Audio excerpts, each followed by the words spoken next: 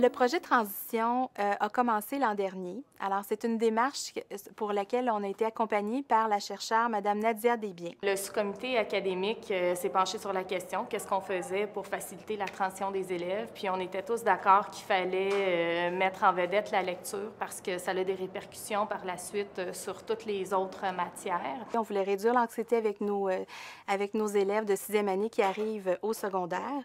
Ensuite, on voulait maintenir ou augmenter le sentiment de compétence de nos élèves aussi en lecture. Cet automne, on a eu une rencontre avec toutes les enseignantes de 6e année et de première secondaire de français du secteur.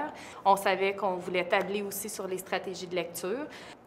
Au départ, quand on a lancé le projet au mois de septembre, on a rencontré tous les enseignants de 6e année et de secondaire 1 avec voici les stratégies de lecture, voici un peu les possibilités d'enseignement explicite dans votre classe, voici les stratégies qu'on priorise 3e cycle, premier secondaire et comment on les utilise. À partir de là, on a pu créer le carnet de lecture avec le même langage.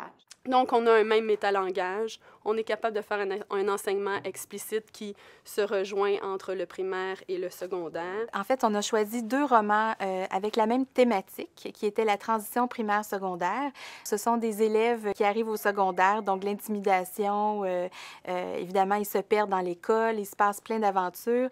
Partir d'un roman, c'est la meilleure affaire pour parler des stratégies de lecture parce que c'est directement dans le propos.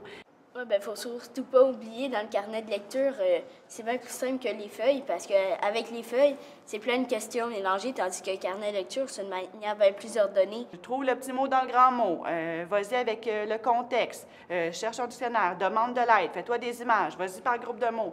Ah, ben moi, j'ai utilisé pour le Barbuman, quand il enlevait les post-it sur les casiers, je me demandais au début c'était quoi. Fait que là, je me suis assise puis j'ai commencé à réfléchir. Ça m'a vraiment aidé. Toutes des stratégies que tous les profs d'histoire, de géographie ou autres ont entendues. Au début, on voulait toucher tous les profs par la lecture.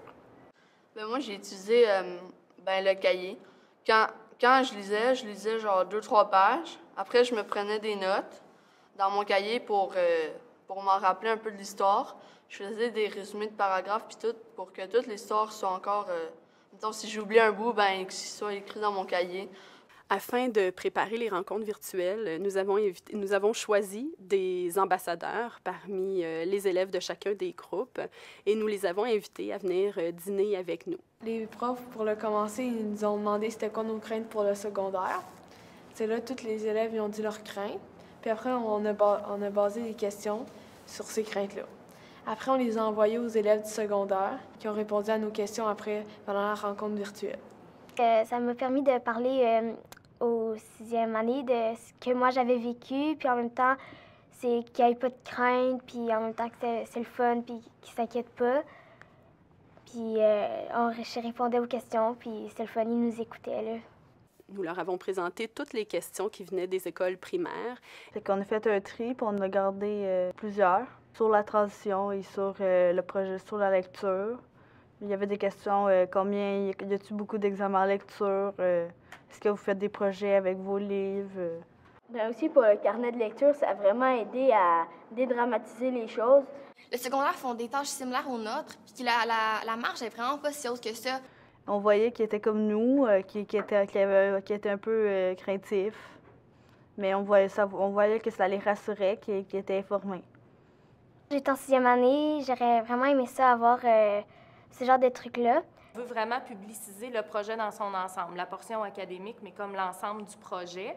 Puis c'est toujours dans le but de rassurer les parents, un peu le même procédé que les 6e années. Qu'est-ce que ça va être ma vie au secondaire? Les gens semblent, même si on a eu des hauts et des bas, semblent plus motivés que jamais, là, je pense, à poursuivre.